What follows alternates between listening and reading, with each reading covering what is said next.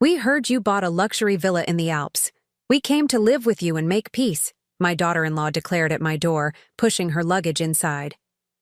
I didn't block them. But when they walked into the main hall, they stopped cold at what they saw. They stood frozen at the sight. "I'm glad to have you here.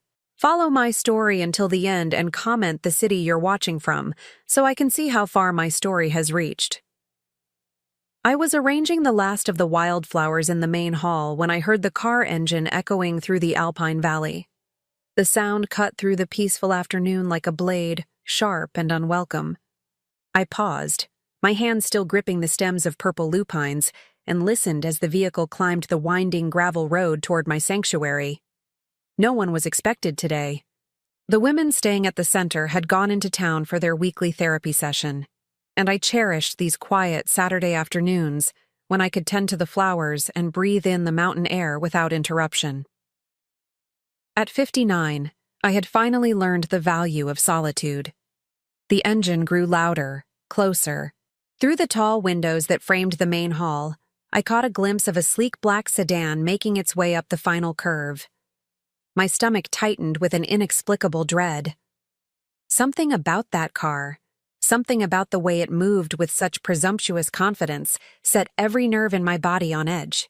I set down the flowers and smoothed my cotton dress, the same powder blue one I had worn to my divorce proceedings 15 years ago.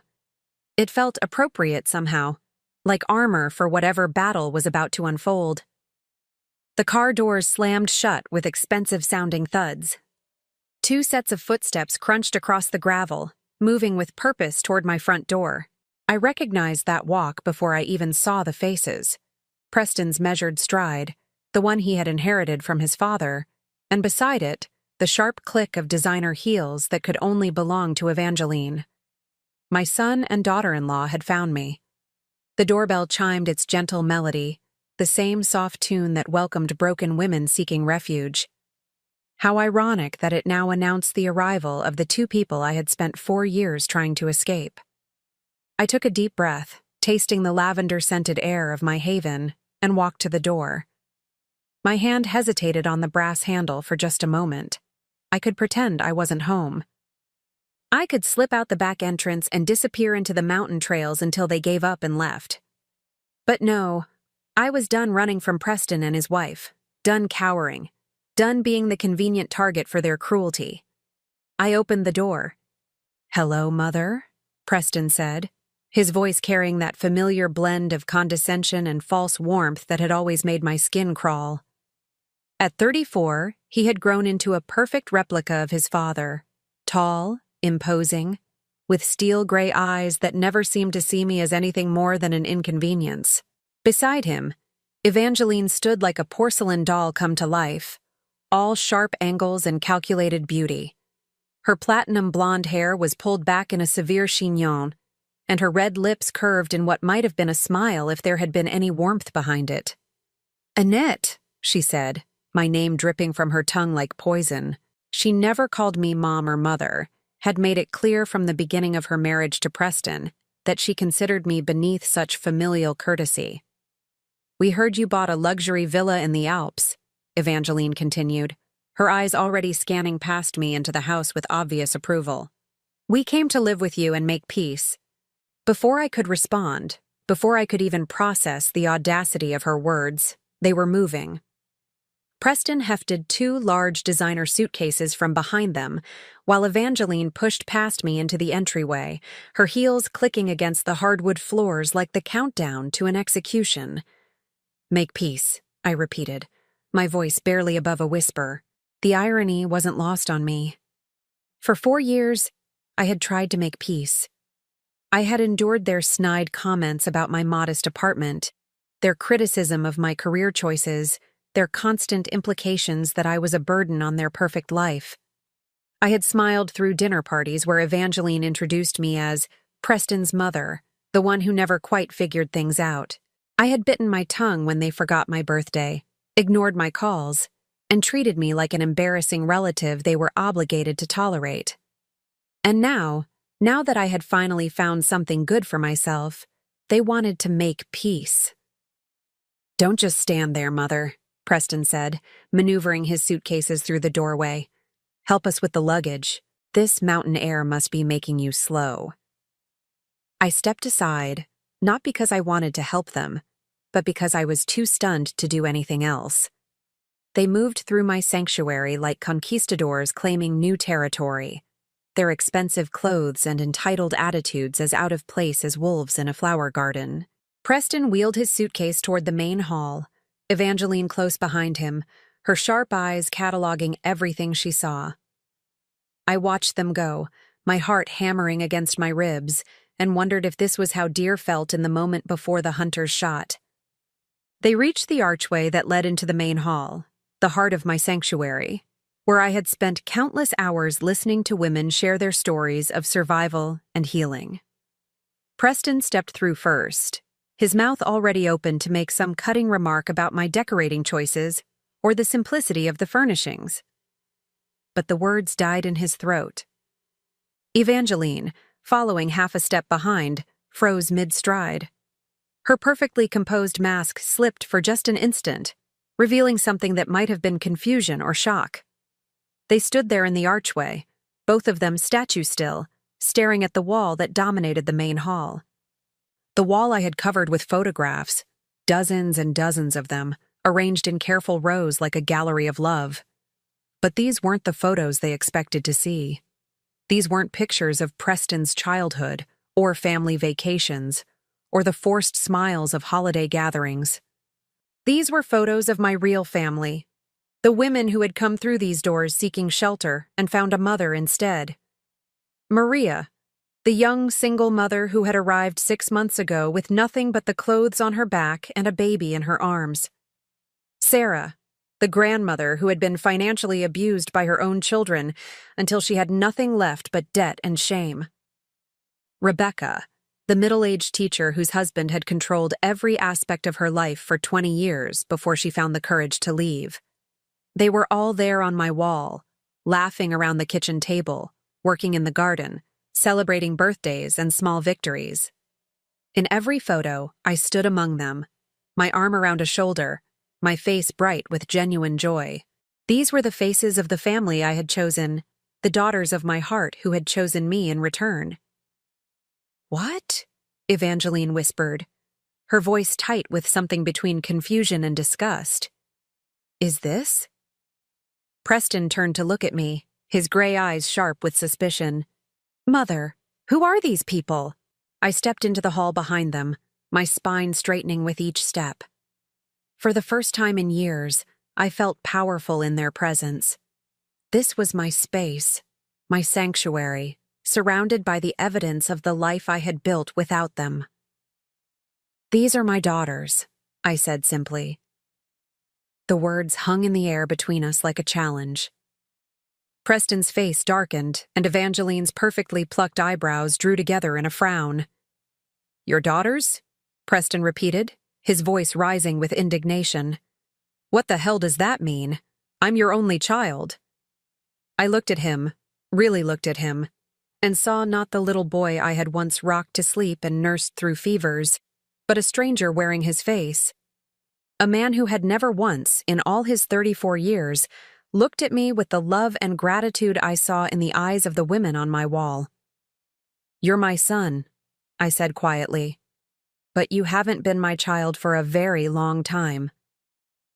Evangeline's sharp intake of breath echoed through the hall. She spun to face me, her red lips pressed into a thin line of rage.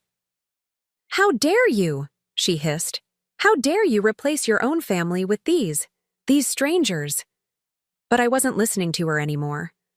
I was looking at the wall, at all those beautiful faces, and remembering why I had come here, why I had left behind everything familiar and comfortable to build something new. I had come here to save myself, and in doing so, I had learned to save others. Preston and Evangeline could bring their suitcases and their demands and their toxic sense of entitlement. They could try to colonize my sanctuary the way they had colonized my life for so many years. But they couldn't take away what I had found here. They couldn't destroy the family I had chosen, the love I had earned, the peace I had fought to build. Not anymore. "I think," I said, my voice steady and calm. "We need to talk." The silence that followed my words was deafening. Preston stood rigid in the center of my main hall, his expensive suit looking absurdly formal against the backdrop of handmade quilts and wildflower arrangements. Evangeline had positioned herself near the fireplace, one manicured hand resting on the mantel as if she were claiming ownership of the space. "Talk about what exactly?" Evangeline's voice cut through the quiet like shards of glass. "About how you've been living some fantasy life up here while completely ignoring your real family?" I felt that familiar tightness in my chest, the same sensation I had experienced countless times during their visits over the years. The feeling of being small, wrong, somehow deficient in ways I could never quite identify or correct. But this time, something was different. This time, I was standing in my own sanctuary, surrounded by the evidence of the life I had built, the love I had earned. "My real family," I repeated slowly, tasting the words. "Tell me, Preston, when was the last time you called me? Not because you needed something, not because it was a holiday, but just because you wanted to hear my voice?" Preston's jaw tightened. "I don't have time for emotional manipulation, Mother. Evangeline and I have had a difficult year. My business has been struggling, and we thought it would be good for all of us to spend some time together." "Struggling," I said, the pieces beginning to fall into place. "Is that what you call it?" Evangeline shot Preston a warning look, but he was already talking, his words tumbling out with the careless confidence of someone who had never been denied anything he wanted. "The real estate market has been brutal," he said. "We've had to make some adjustments. Downsize the house, let the housekeeper go. It's been stressful. When we heard you had bought this place, we thought it was perfect timing." Perfect timing. I almost laughed. They had ignored me for 4 years, treated me like an embarrassment, made it clear that my presence in their lives was barely tolerated. And now, when they needed something, they showed up with suitcases and talked about making peace. "How did you find me?" I asked. "Your old neighbor," Evangeline said with obvious satisfaction. "Mrs. Chen. She was very chatty about your sudden windfall. A villa in the Swiss Alps," she said. Very impressive for someone who spent her life working as a nurse. The way she said nurse made it sound like a dirty word. As if caring for people, healing them, helping them through their darkest moments was somehow beneath consideration. It was the same tone she had always used when referring to my career, my choices, my life. "I worked as a nurse for 37 years, I said quietly. "I saved lives. I held hands with dying patients so they wouldn't be alone. I helped bring new life into the world. I'm proud of that work." "Of course you are," Evangeline said, her voice dripping with condescension. "And now you get to play house with all these random women. How fulfilling for you." She gestured dismissively at the photographs covering the wall. In one frame, Maria beamed at the camera while holding her 6-month-old daughter. In another, Sarah knelt in the garden, her hands dirty with soil, her face bright with accomplishment. Every picture told a story of healing, of women finding their strength again after being broken by people who were supposed to love them. "They're not random women," I said, my voice growing stronger. "They're survivors. They've been through hell, and they're rebuilding their lives, just like I was rebuilding mine." "Was rebuilding?" Preston caught the past tense immediately. "What does that mean?" I looked at him, this man who shared my DNA but seemed completely foreign to me, and made a decision. They had barged into my sanctuary demanding answers. They wanted the truth. They could have it. "It means I'm done rebuilding," I said. "I've built something beautiful here, something meaningful, something that has nothing to do with either of you." Preston's face flushed red. "What the hell is that supposed to mean?" "It means that for 4 years, I've been learning what it feels like to be appreciated, to be needed, not for my money or my willingness to absorb abuse, but for who I am. These women see me as a source of strength, of wisdom, of comfort. They call me when they're scared, They ask my advice when they're confused. They celebrate with me when they have good news. I turned to look at the photographs again, my heart swelling with love for every face I saw. Maria was 19 when she got here, pregnant and homeless because her parents kicked her out for refusing to marry the man who assaulted her. She didn't speak English very well, and she was terrified of everything. I taught her to cook American food, helped her practice her English, held her hand during labor when her daughter was born. She calls me abuela now, grandmother. Evangeline rolled her eyes. How touching. But I wasn't finished. Sarah's children stole her retirement money and then dumped her in a state nursing home when she couldn't afford her mortgage anymore. She was suicidal when she arrived here. Now she runs our garden program and teaches the younger women about financial literacy so they never have to depend on anyone the way she depended on her kids. Mother, this is all very interesting, Preston interrupted. But I don't see what it has to do with us. We're here to reconnect as a family. Reconnect, I repeated. When were we ever connected, Preston? Really connected? Not just sharing a last name or showing up for obligatory holidays, but actually connected. He opened his mouth to answer, but nothing came out. The silence stretched between us, filled with the weight of all the years we had spent being strangers to each other. You want to know the truth? I continued. The truth is that you and your wife have treated me like garbage for years. You've made it clear that I embarrass you, that my life is somehow lacking, that I'm a burden you're forced to carry. And I accepted it. I told myself that family was family, that blood mattered more than how you treated me. My voice was rising now, 30 years of swallowed words finally breaking free. But these women taught me something. They taught me that family isn't about DNA or legal obligations. It's about love, respect, mutual support. It's about showing up for each other not just when it's convenient, but when it's hard. It's about seeing the best in each other instead of constantly pointing out flaws.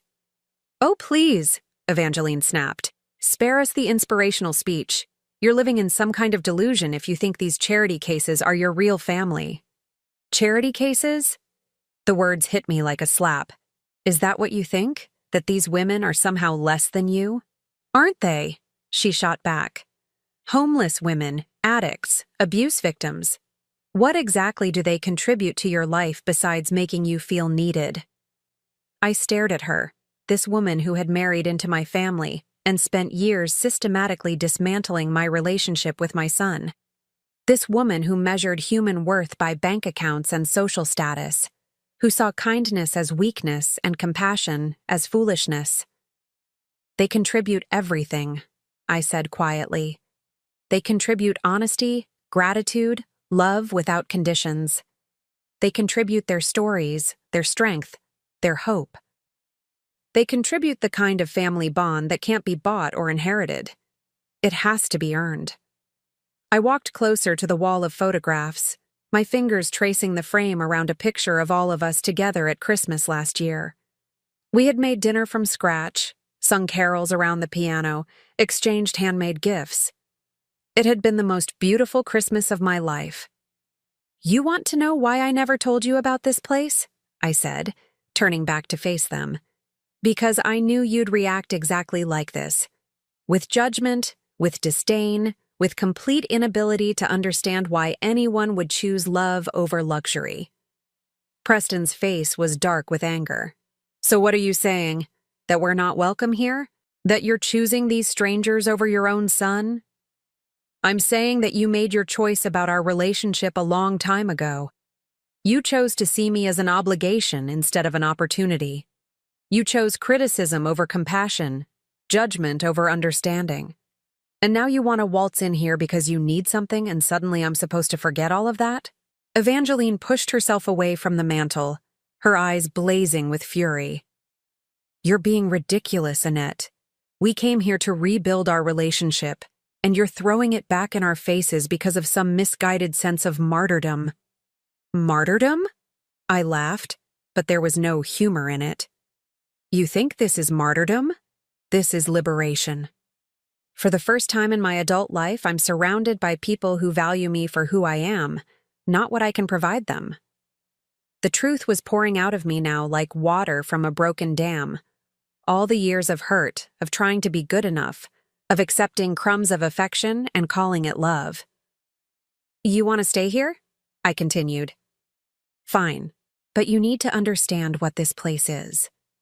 This isn't a luxury villa where you can hide from your problems and expect me to take care of you.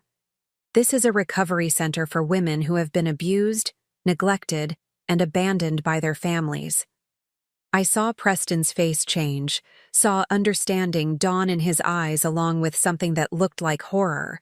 You don't live in a luxury villa at all, do you? He said slowly. I smiled, and for the first time since they had arrived, I felt completely at peace. No, Preston, I don't. The color drained from Preston's face so quickly I thought he might faint. Evangeline's perfectly applied makeup couldn't hide the shock that flickered across her features before she quickly composed herself, but not before I caught it, that moment of pure panic. What do you mean you don't live in a luxury villa? Preston's voice cracked slightly on the last word. I walked to the large windows that overlooked the valley, where the afternoon sun cast long shadows across the meadow. From here you could see the small cabins scattered throughout the property, each one a safe haven for women rebuilding their lives. I mean exactly what I said. This isn't my private residence, Preston. This is Haven Springs Recovery Center. I founded it 3 years ago with my life savings, and a loan I'm still paying off. The silence behind me was so complete I could hear the grandfather clock in the corner ticking away the seconds. Finally, Evangeline found her voice. Recovery center for what? The words came out strangled, as if she already knew the answer but desperately hoped she was wrong. I turned back to face them. These two people who had driven 4 hours into the mountains expecting to find luxury and comfort, only to discover they had stumbled into something they couldn't understand or control. For women escaping domestic violence, for mothers who lost everything protecting their children, for elderly women whose own families abandoned them after draining their bank accounts. I paused, letting each word sink in. For women like me, who spent decades being told they weren't good enough, smart enough, important enough to deserve respect. Preston sank into one of the worn but comfortable armchairs we had arranged in a circle for group therapy sessions. His expensive suit looked ridiculous against the hand-knitted throw pillows, like a snake trying to hide among flowers. But Mrs. Chen said you had money, he said weakly. She said you bought a villa. I did buy this property for $300,000, which represented every penny I had saved over 37 years of nursing, every overtime shift, every holiday I worked instead of taking vacation, every sacrifice I made thinking I was building something for your future. The irony wasn't lost on me.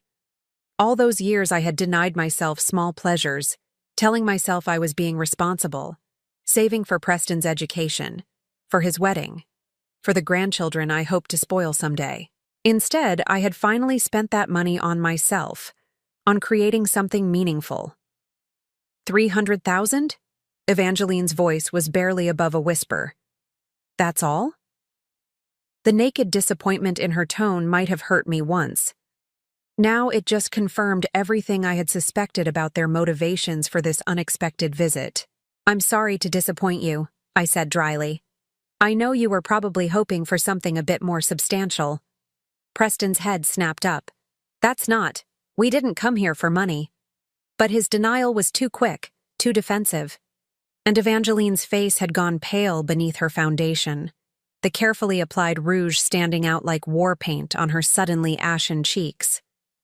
Of course you did, I said, and for the first time in years, I felt completely calm in their presence. The question is, how much trouble are you in?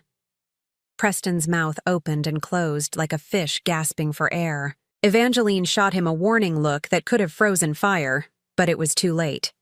The truth was written all over his face. We're not in trouble, Evangeline said quickly.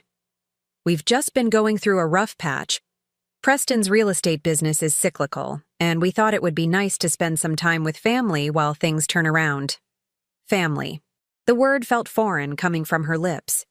In 8 years of marriage to my son, Evangeline had made it crystal clear that I was not her family. I was Preston's unfortunate baggage, a reminder of his humble beginnings that she tolerated out of necessity. "How much do you owe?" I asked directly. "Mother, that's inappropriate," Preston started, but I cut him off. "Inappropriate? You show up at my door uninvited with enough luggage for an extended stay, talking about making peace after years of treating me like an embarrassment. And you think my question is inappropriate?" I walked closer to where he sat, this man I had raised, whose fevered forehead I had cooled, whose nightmares I had chased away. When had he become such a stranger? "I spent 15 years married to your father," I said quietly. "I know what desperation looks like. I know how it feels to have creditors calling, to lose sleep over bills you can't pay, to smile and pretend everything is fine when your world is crumbling." Preston's face crumpled, and for a moment I saw the scared little boy he used to be. "$53,000, he whispered. $53,000 in what? Credit card debt? Business loans?" "Credit cards," Evangeline answered, her voice tight with shame. "And some personal loans. The business hasn't turned a profit in 18 months. We've been living on credit, thinking things would turn around." I felt a familiar tightness in my chest, the same feeling I used to get when Preston was small and had hurt himself. The instinct to fix, to help, to make the pain go away. But I was older now, and hopefully wiser. "So you decided to come here and what? Move in with me until you got back on your feet? Live off my generosity while you figured things out?" "We thought we could help each other," Preston said, his voice gaining strength as he warmed to his story. "You're getting older, living alone up here in the mountains. It seemed like we could provide companionship, help with maintenance, maybe contribute to expenses." "Contribute to expenses," I repeated. "With what money?" The question hung in the air like smoke from a dying fire. Through the large windows, I could see Sarah in the garden, teaching 2 of the newer residents how to plant herb seedlings. She was 68 years old, her hair silver white in the afternoon sun, her face creased with laugh lines earned through surviving her children's betrayal and finding joy again. "You want to know the difference between you and the women who live here?" I said, my voice soft but steady. "They're honest about their situations.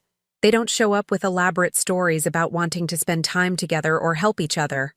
They say, 'I have nowhere to go. I have nothing left. I need help.' They ask instead of demanding. They're grateful instead of entitled." Evangeline's composure finally cracked. "Entitled? How dare you? We're your family." "Are you?" I turned to face her fully. "Because family doesn't disappear for months at a time and then resurface only when they need something. Family doesn't make cutting remarks about someone's career choices or living situation. Family doesn't treat holiday visits like obligatory chores to be endured." "We've been busy," Preston protested weakly. "Too busy to call. Too busy to write. Too busy to remember my birthday 3 years running. But not too busy to Google my address and drive 4 hours when you thought I might have something you could use." The truth was settling over the room like dust after an explosion. All the pretense, all the careful words about reconciliation and family bonds had crumbled away to reveal the naked reality underneath. "You know what the saddest part is?"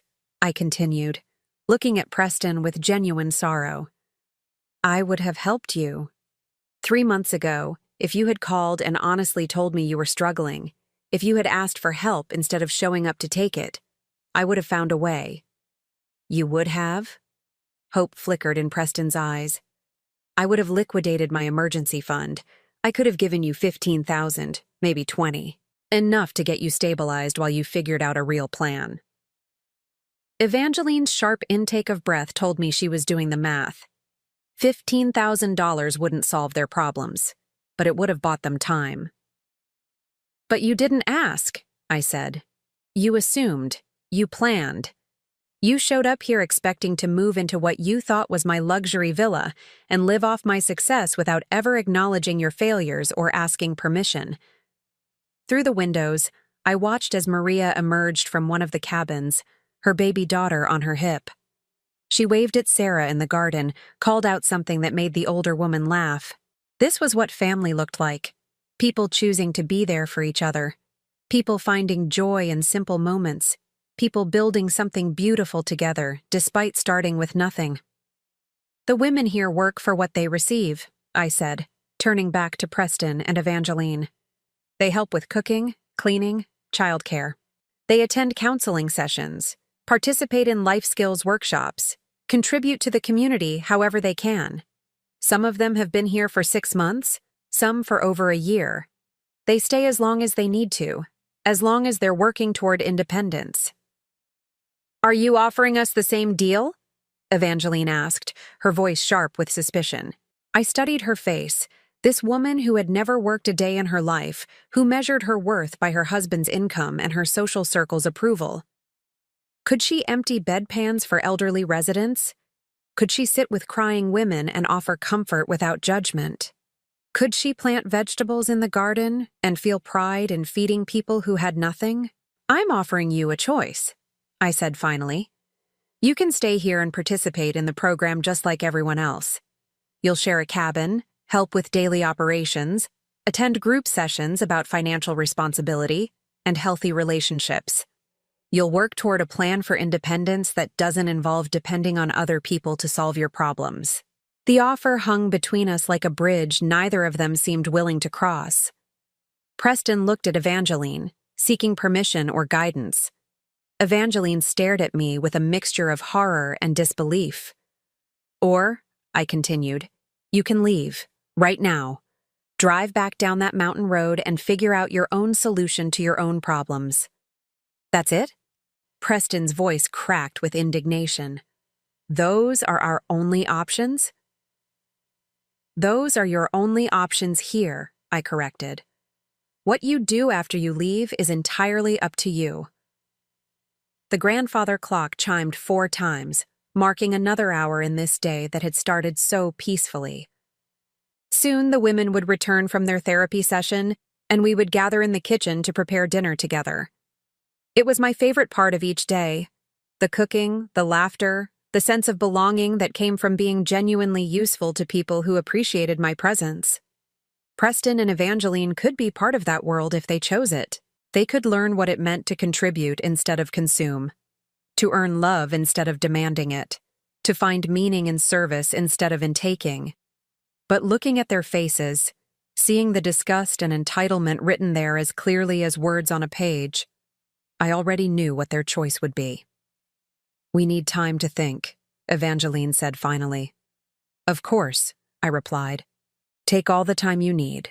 Just remember, this is a working recovery center, not a hotel. If you stay tonight, you'll be expected to help with dinner preparation and cleanup. Breakfast is at 7, and everyone contributes. As if summoned by our conversation, the sound of car doors slamming echoed across the valley. The women were returning, their voices carrying on the mountain air as they climbed out of the van that had taken them to town. Preston and Evangeline both looked toward the windows, watching as 6 women of various ages made their way toward the main building. They moved like people who belonged here, comfortable in their surroundings, at home in their sanctuary. Think carefully about your choice, I told my son and his wife. Because whatever you decide, it's going to change everything. The sound of women's voices grew louder as they approached the main house, a chorus of conversation and laughter that had become the soundtrack of my new life. I watched Preston and Evangeline stiffen as the group drew nearer, their discomfort palpable as they realized they were about to meet the people I had chosen as my real family. The front door opened with a gentle creak, followed by the familiar sounds of arrival. Shoes being kicked off, bags being set down. The easy chatter of people returning to a place where they belonged. "Annette!" Maria's voice called out in accented English. "We brought you something from the market!" Before I could respond, she appeared in the archway to the main hall. Her 18-month-old daughter Elena balanced on her hip. Maria's face glowed with the kind of contentment I had rarely seen in my years with Preston and Evangeline, the joy of someone who had found safety after living in fear. She stopped short when she saw my unexpected guests, her smile faltering slightly as she took in their expensive clothes and hostile expressions. "Oh," she said quietly, shifting Elena to her other hip protectively. "I'm sorry. I didn't know you had company." "It's fine, sweetheart," I said, moving toward her with the kind of warmth I had learned to show freely here. "Maria, I'd like you to meet my son Preston and his wife Evangeline. They've come for a visit." Maria's face brightened immediately, the way it always did when she thought something good was happening for someone she cared about. "Your son! How wonderful! You must be so excited to see him." She turned to Preston with genuine enthusiasm. "Annette talks about you all the time. She's so proud of you." I felt my cheeks burn with embarrassment. It was true. I had talked about Preston often during those early months at Haven Springs, sharing memories of his childhood, expressing hope that someday we might repair our relationship. Maria didn't know about the years of coldness, the dismissive remarks, the casual cruelty that had finally driven me away. Preston's response was everything I had feared it would be. "I'm sure she does," he said, his tone flat and dismissive. He didn't stand up from his chair, didn't offer to shake Maria's hand, didn't acknowledge Elena's presence at all. Instead, he looked Maria up and down with barely concealed distaste, taking in her simple jeans and secondhand sweater, her work-worn hands, her accent. Maria's smile wavered, confusion clouding her dark eyes. She was 21 years old and had seen enough cruelty in her short life to recognize it instantly. "Preston," I said sharply, but he was already talking. "Mother's been playing house up here, I see," he said to Evangeline, loud enough for Maria to hear. "Very charitable of her to take in strays." The word strays hit Maria like a physical blow. I watched her face crumble, watched her instinctively hold Elena closer to her chest. In that moment, she wasn't a strong young mother who had survived assault and homelessness to build a new life for herself and her daughter. She was just a girl being reminded that some people would always see her as less than human. "How dare you?" I whispered, my voice shaking with rage. But before I could say more, Sarah appeared in the doorway behind Maria.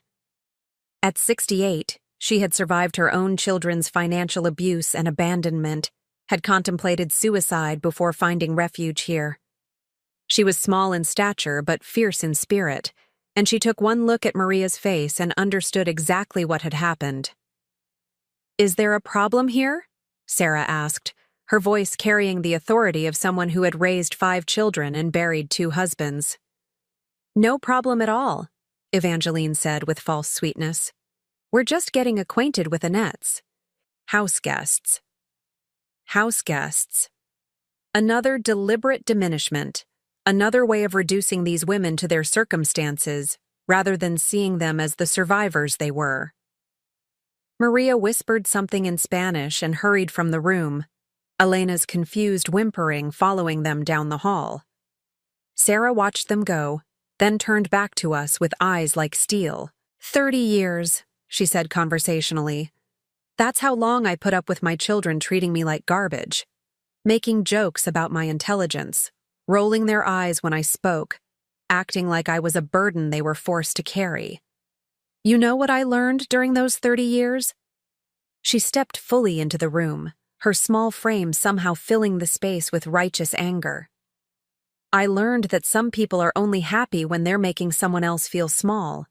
And I learned that the people who do that to you aren't your family, no matter what their birth certificate says. Preston finally stood up, his face flushed with indignation. I don't know who you think you are, lady, but you have no right to lecture me about my relationship with my mother. Don't I? Sarah's voice was calm, conversational. Because from where I stand, it looks like you just made a sweet girl cry because you wanted to establish your superiority. It looks like you walked into Annette's home and immediately started judging and dismissing the people she loves. That tells me everything I need to know about what kind of son you are. What kind of son I am? Preston's voice rose dangerously. I'm the son who put up with her dramatic nonsense for years. I'm the son who included her in family events even when she embarrassed us. I'm the son who drove 4 hours to try to have a relationship with her, only to find out she's been wasting her money on charity cases instead of thinking about her own family's future. The words poured out of him like poison from a wound, revealing everything ugly and toxic that had been festering inside him for years.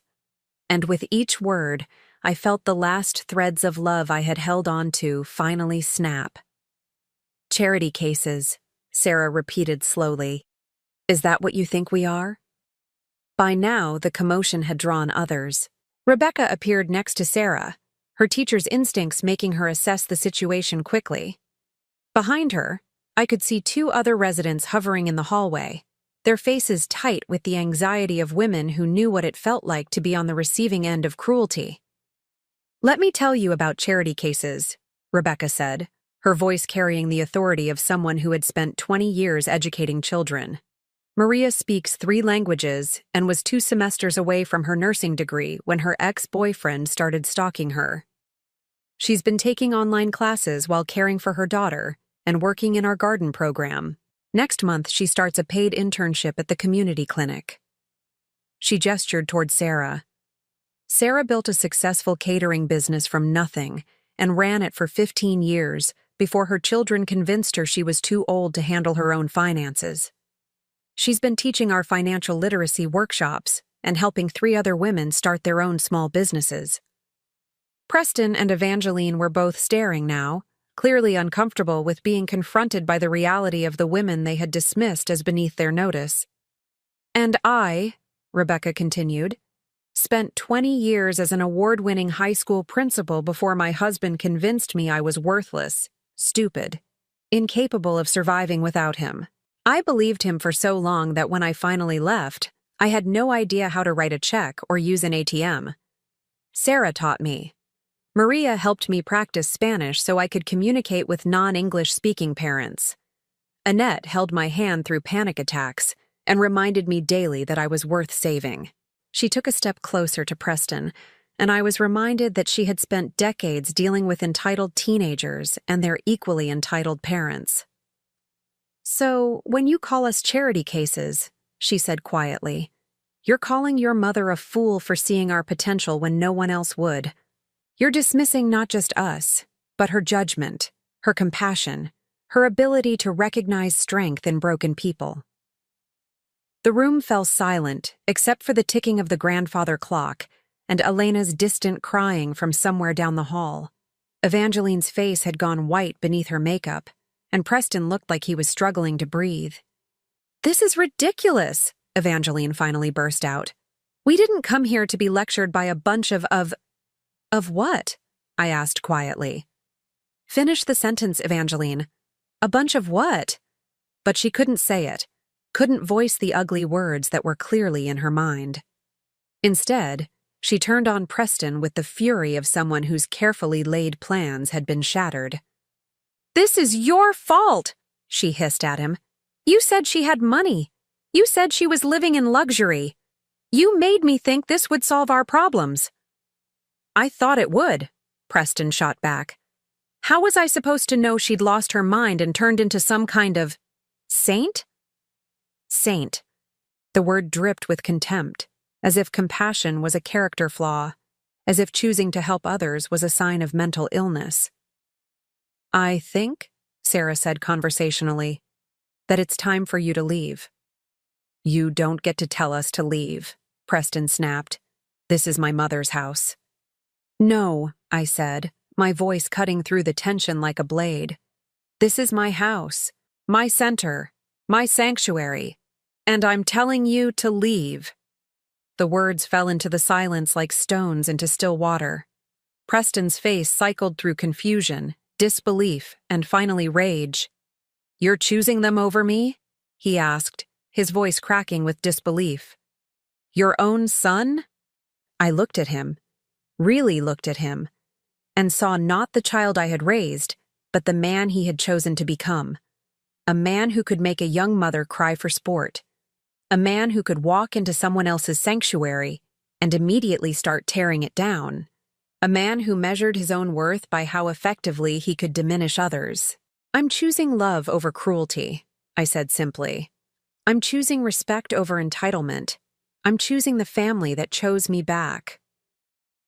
Preston's face crumpled, but not with sadness, with rage.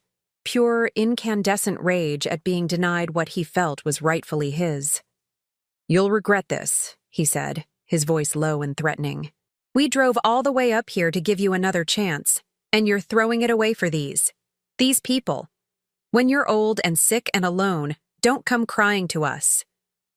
The threat hung in the air like smoke from a fire that had burned too long. But instead of fear, I felt something unexpected rising in my chest. Relief. The pretense was finally over. The polite fiction that we were a loving family was finally dead. "I won't be alone," I said quietly. "I'll never be alone again." And as if summoned by my words, I felt a small hand slip into mine. Maria had returned, her face still streaked with tears, but her chin raised with defiant courage. Elena was balanced on her other hip, reaching her tiny fingers toward the colorful scarf Sarah wore around her neck. One by one, the other women moved closer, not crowding, not threatening, just there, present, supportive, ready to stand with me against whatever came next. Looking at their faces, at Maria's determined courage, at Sarah's fierce loyalty, at Rebecca's quiet strength, I realized that Preston was wrong about one thing. This wasn't the end of my family. This was the moment it truly began. The silence that followed my words stretched like a taut wire, ready to snap. Preston stood frozen in the center of my sanctuary, his face cycling through emotions I had never seen before. Shock, rage, and something that might have been fear. Evangeline clutched her designer purse like a shield, her knuckles white against the leather. Around me, my chosen family waited. Maria's small hand remained steady in mine, her presence a reminder of everything I had built here. Sarah stood with her arms crossed, her weathered face set in determination. Rebecca positioned herself slightly in front of the other women, her teacher's instincts making her protective of those she saw as vulnerable. "You can't be serious," Preston finally whispered, his voice hoarse with disbelief. "You're actually choosing these strangers over your own blood?" "Blood doesn't make family," Sarah said quietly, her words carrying the weight of 68 years of hard-won wisdom. "Love does. Respect does. Being there for each other when it matters, that makes family."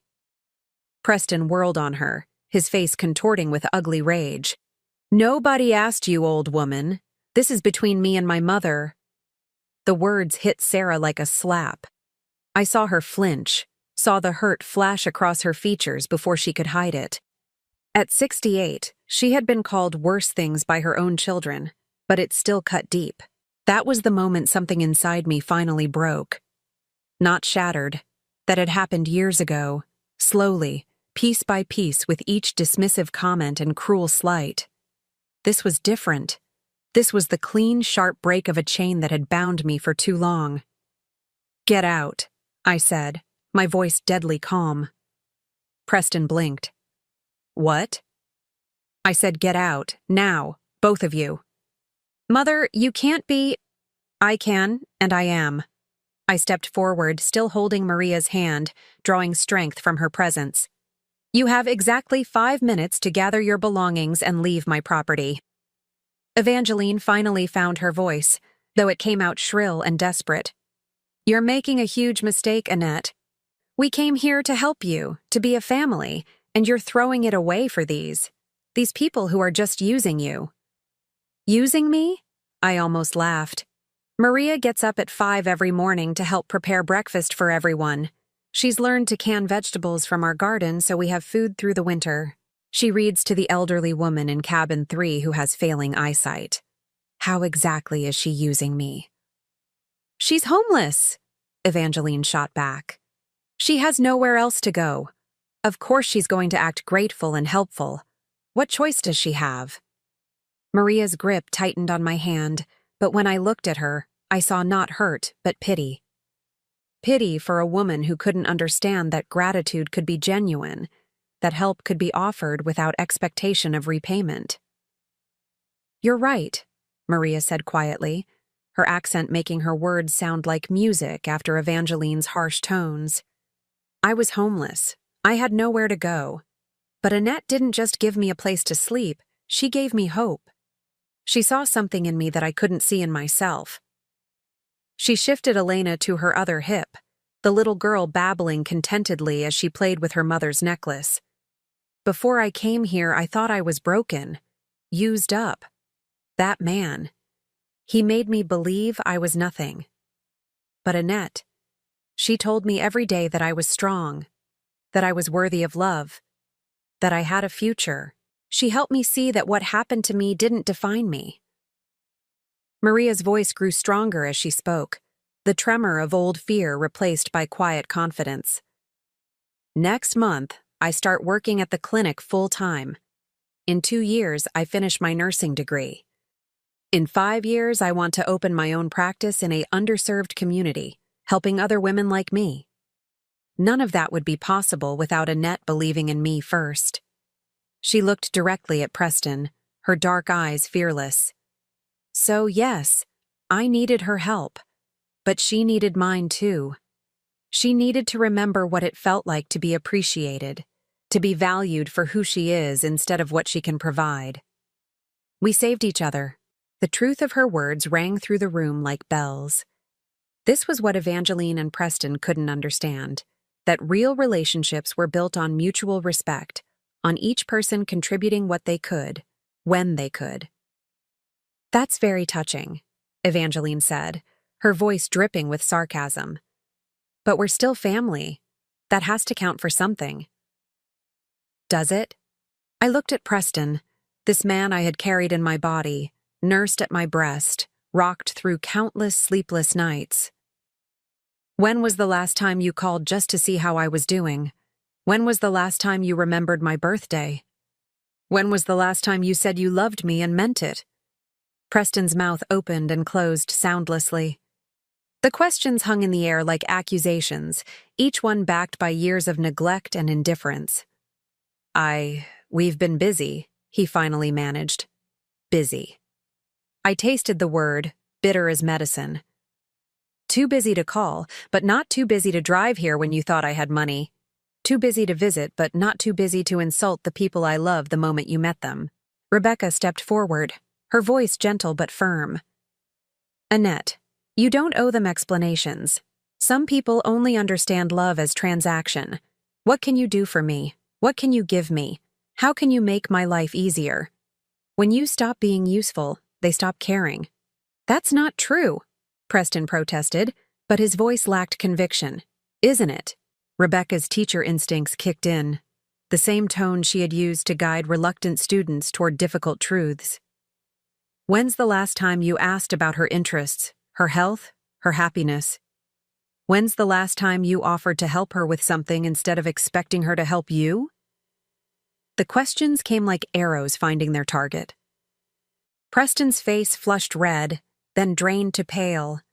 Beside him, Evangeline shifted uncomfortably, her carefully applied makeup beginning to smudge under the stress. "We didn't know she needed help," Evangeline said weakly.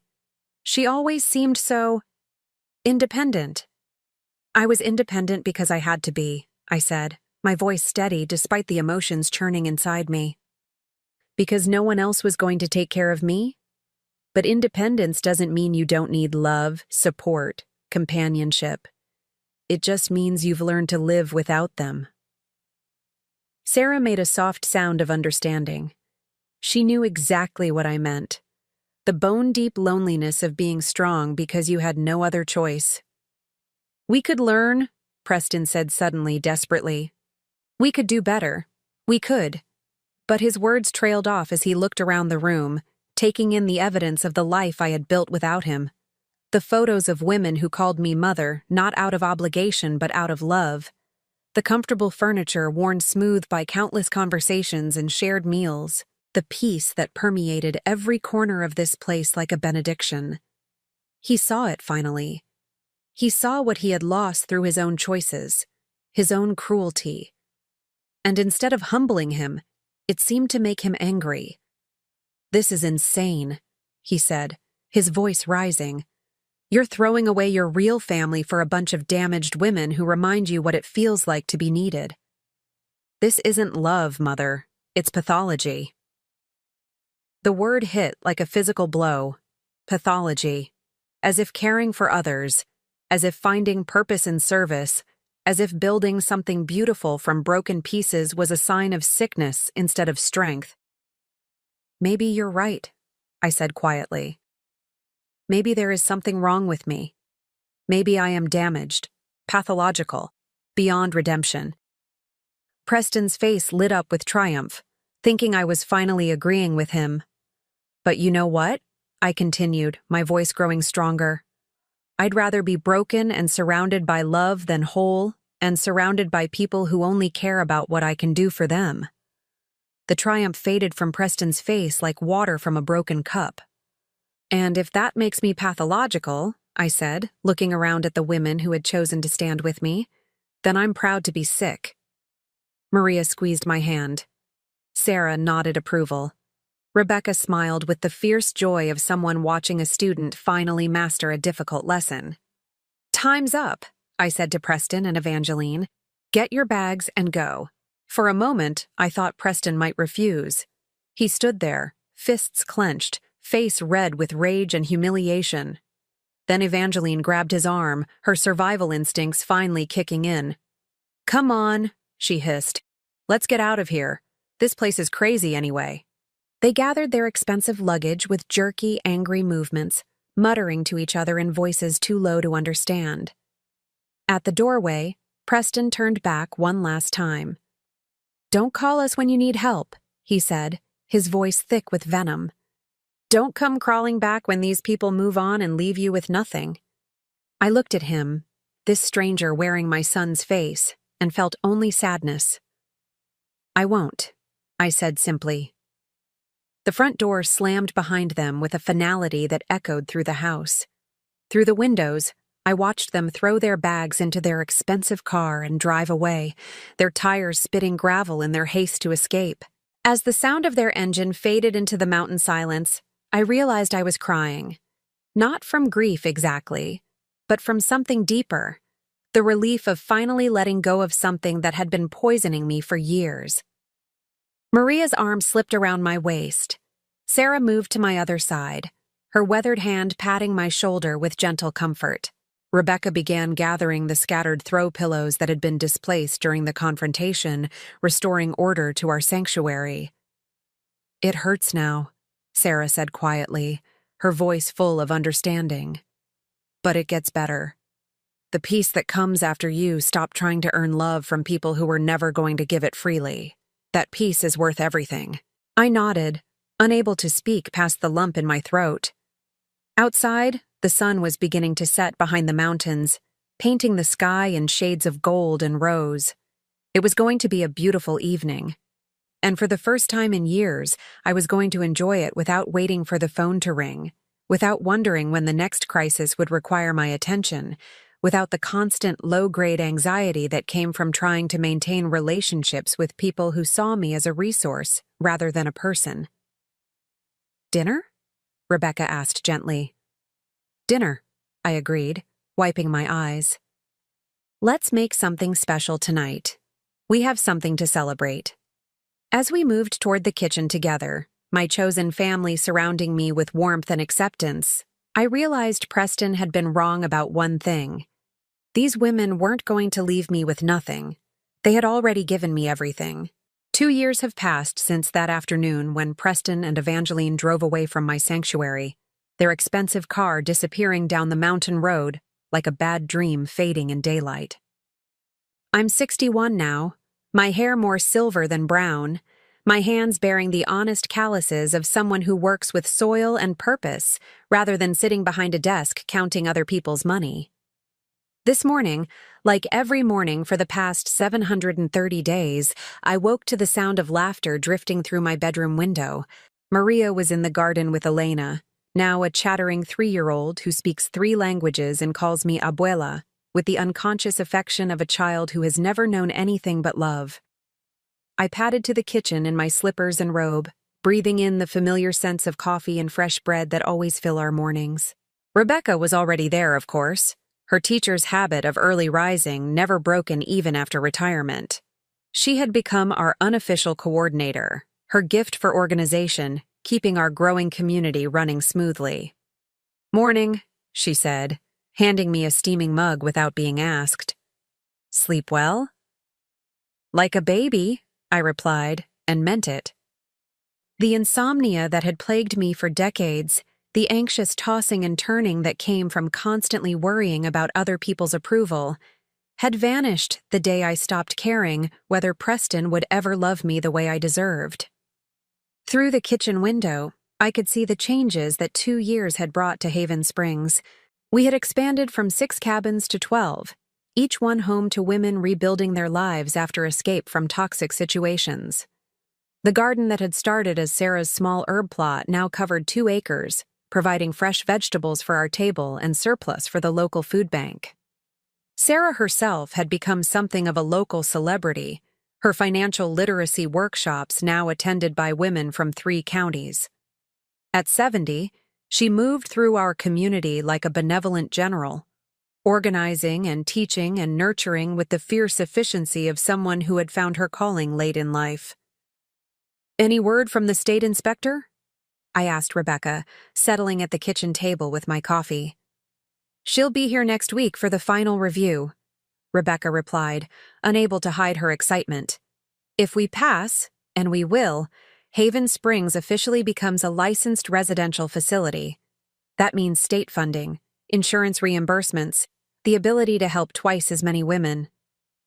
The achievement felt surreal. When I had first bought this property with my life savings, I had no grand plan beyond creating a place where broken women could heal. Now we were on the verge of becoming an official part of the state's network of domestic violence resources, with a waiting list that stretched for months. "Maria's been accepted to the nurse practitioner program," Rebecca added, her pride evident. "Full scholarship, plus they're letting her continue working at the clinic part-time."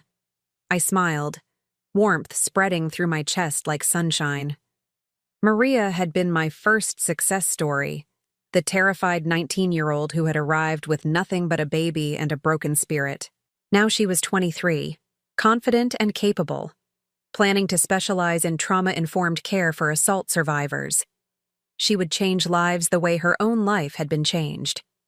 The front door opened with its familiar creak, followed by the sound of footsteps and Sarah's voice calling out, "Annette?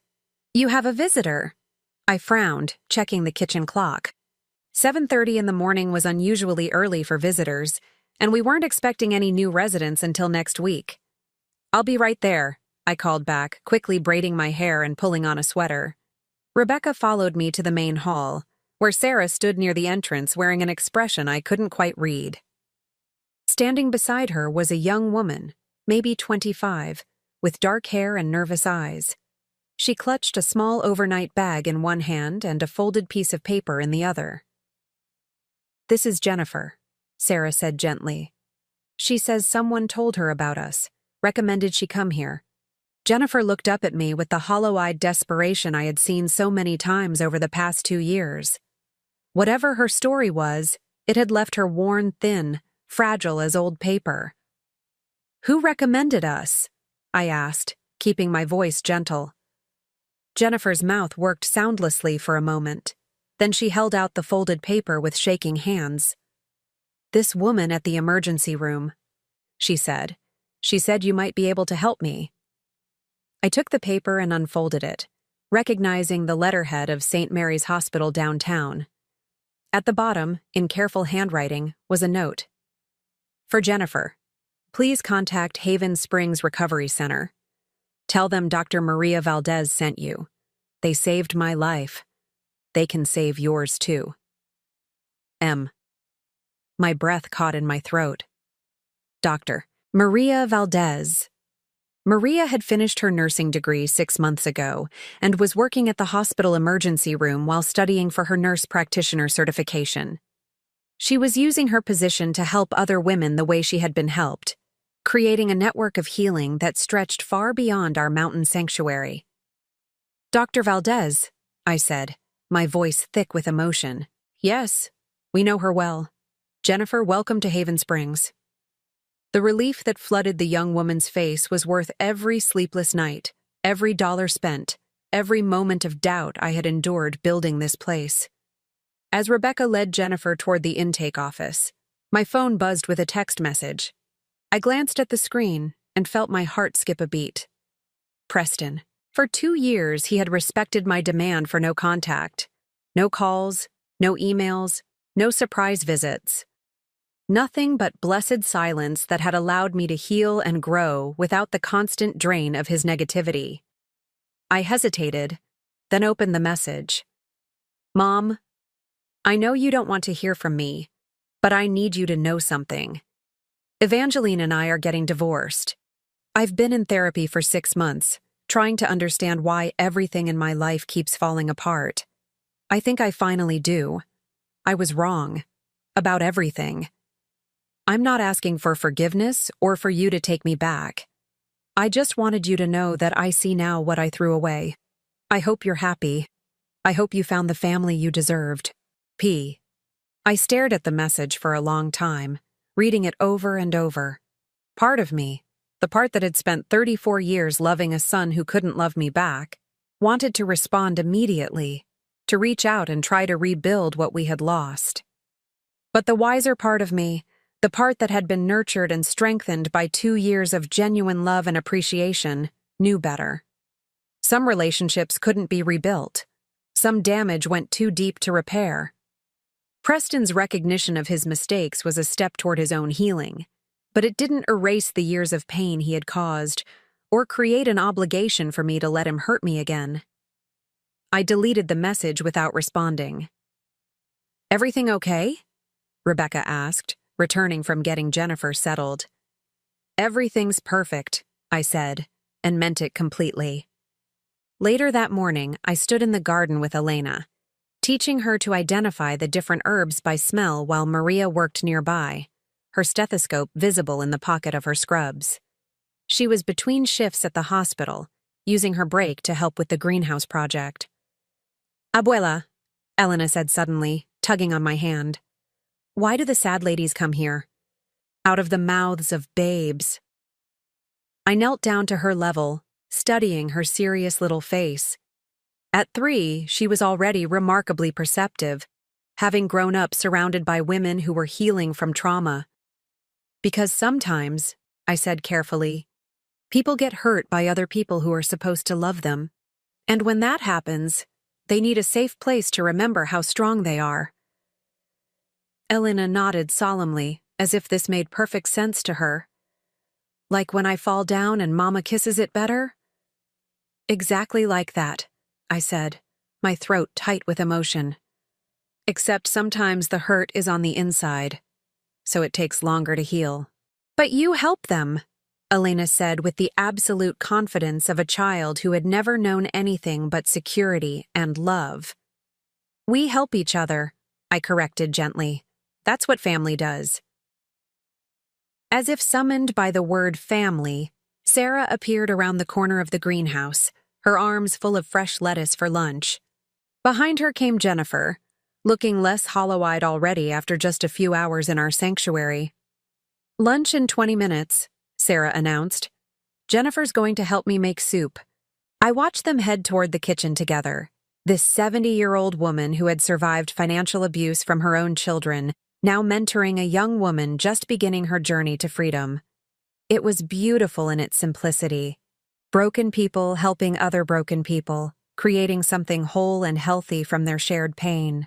That afternoon, as I often did when the daily work was finished, I climbed the hill behind our main building to the small bench that overlooked the entire property.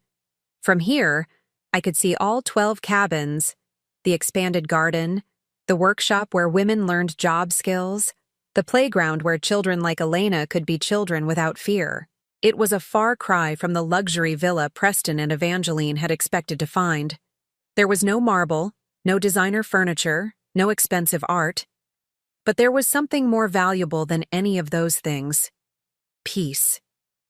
The kind of deep, soul-level peace that came from living according to your values, from being useful to people who genuinely appreciated your presence. My phone buzzed again, and for a moment my chest tightened, thinking it might be another message from Preston. But this one was from an unknown number. "Mrs. Annette, this is Carol Williams.